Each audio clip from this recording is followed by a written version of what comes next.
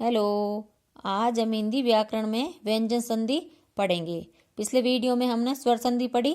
स्वर संधि के 5 प्रकार थे और अब पढ़ेंगे व्यंजन संधि। व्यंजन संधि की परिभाषा, यदि किसी व्यंजन के बाद स्वर आ जाए या किसी स्वर के बाद व्यंजन आ जाए अथवा व्यंजन के बाद व्यंजन आ जाए तो व्यंजन के उच्चारण व लेखन में जो विकार होता है उसे व्यंजन संधि कहते हैं। व्यंजन प्लस स्वर, स्वर प्लस व्यंजन, व्यंजन प्लस व्यंजन क्या हो जाता है? व्यंजन संधि। ये शॉर्ट है। जैसे कुछ उदाहरण देखते हैं। जगत प्लस इस, व्यंजन है तो ई क्या है? स्वर है, तो क्या हो गया? जगदीश। तरु प्लस छाया, तरु क्या है? ऊ क्या है? स्वर और बाद में व्यंजन है, तरु छाया। उत प्लस हार, तय भी व्यंजन है और है भी व्यंजन है, तो क्या हो गया? उद्धार। व्यंजन संधि। व्यंजन प्लस व्यंजन। अब व्यंजन संधि के प्रकार, पहला है जसत्व व्यंजन संधि। इसका नियम क्या है? क च ट त प प्लस गोस्वर्ण। गोस्वर्ण क्या होता है? तीसरा चौथा पांचवा और य व र ल और ह और सभी स्वर। इसमें क्या है? पांचवें वर्ण को छोड़कर, गोस्वर्ण में 3 4 5 दे रखा है, लेकिन इसमें क्या है? पांचवें वर्ण को छोड़कर। इसमें शॉर्ट क्या है? पहले का तीसरा प्लस गोस्वर्ण।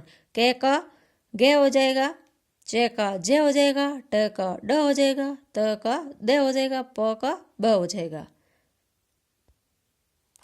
यदि वर्ण के प्रथम वर्ण क च ट त प के बाद कोई घोष वर्ण आ जाए तो लेकिन पंचम वर्ण को छोड़कर क च ट त प का अपने ही वर्ग का तीसरा ग ज ड और द ब हो जाता है। जैसे उदाहरण, वाक प्लस ईस, क का क्या हो जाएगा? ग, तो क्या हो जाएगा? वागीस। वाक प्लस जाल, क का ग हो गया, क्या हो गया? वाक जाल। अच प्लस अंत, च का क्या होगा? ज, अजंत। सट प्लस राग, ट का क्या हो जाएगा? ड, सडांग। सट प्लस ऋतु, सट ऋतु। जगत प्लस अम्बा, जगदम्बा। अब प्लस दो, प का ब हो जाएगा, तो क्या हो जाएगा? अबद। फिर है दूसरा नियम, क च ट त प प्लस पंचम वर्ण। पहले नियम में क्या था? पांचवें वर्ण को छोड़कर, इसमें क्या है? पांचवा वर्ण पहले का पांचवा हो जाएगा। जैसे प्राक प्लस मुक, क का पांचवा क्या हो जाए? हड़े, तो क्या बन जाएगा? प्राक प्लस मुक, प्रांग मुंग, प्राण मुक। सट प्लस मास, ट का ण, सणमास। उत प्लस मुक, तय का न हो जाएगा, तो उन्मुख। अब प्लस में, पे का में हो जाएगा, अम्य।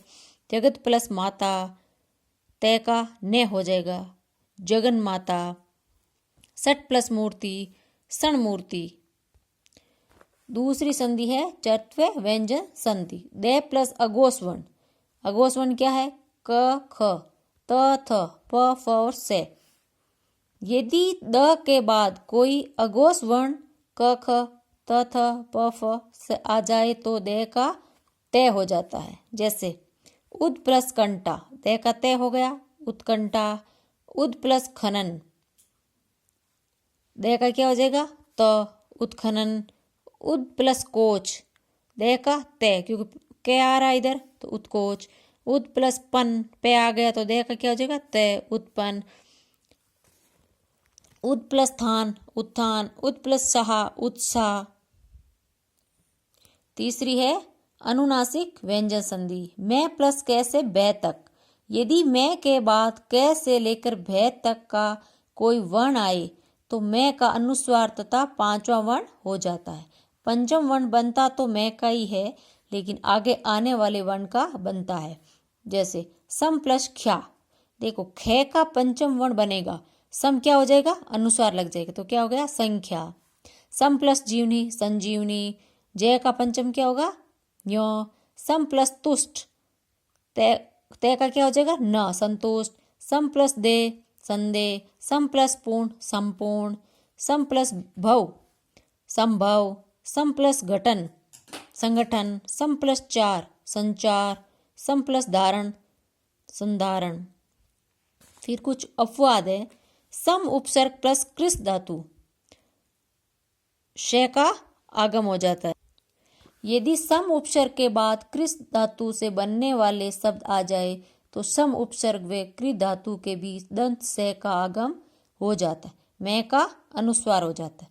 सम उपसर्ग के बाद कृ धातु से बनने वाले कोई शब्द आ जाता है तो सम उपसर्ग कृ धातु दोनों के बीच में दंत से का आगम हो जाता है और मैं का क्या हो जाएगा, अनुस्वार हो जाएगा। देखो सम प्लस कृत, संस्कृत, क्या हो गया, इसमें दोनों के बीच में क्रिया आ गया तो क्या आ गया, से आ गया ये, और मैं का क्या बन गया, अनुस्वार। सम प्लस कार, संस्कार, सम प्लस कृति, संस्कृति।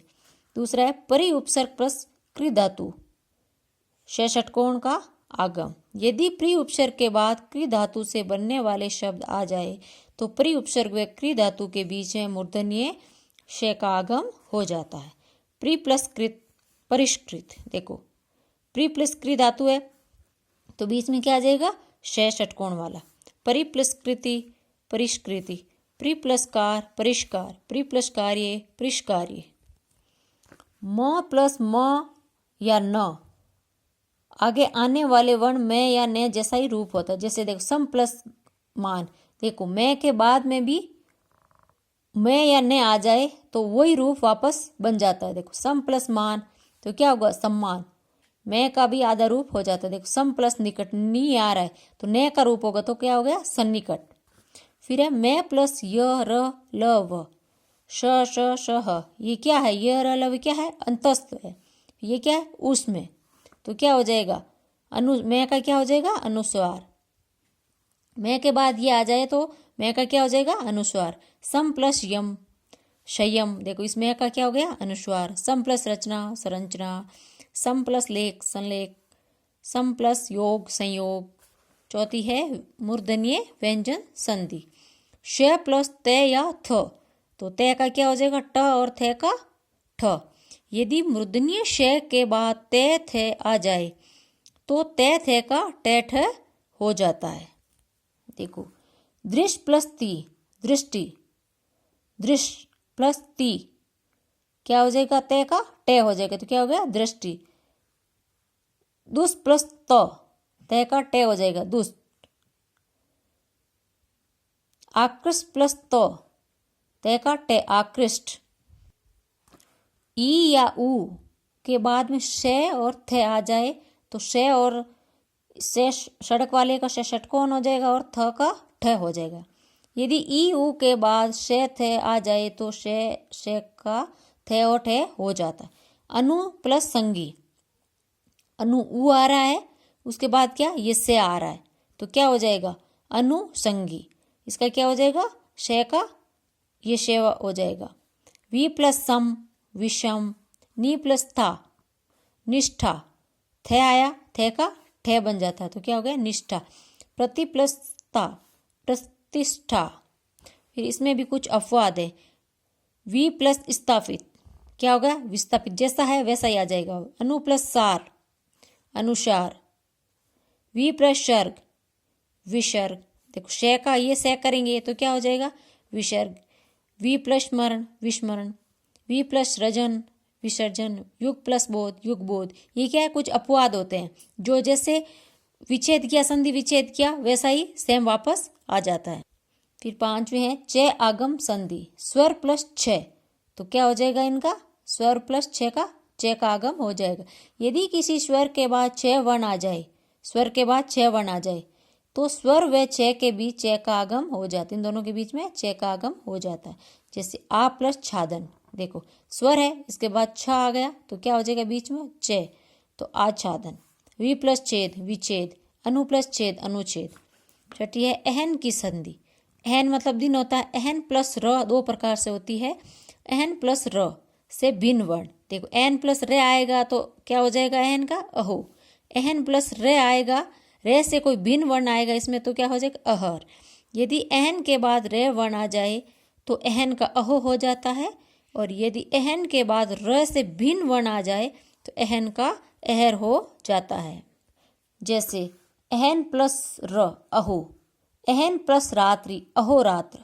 अहन प्लस रश्मि, अहोरश्मि। ये हो गया अहन प्लस रे का। अब है अहन प्लस रे से भिन्न वर्ण।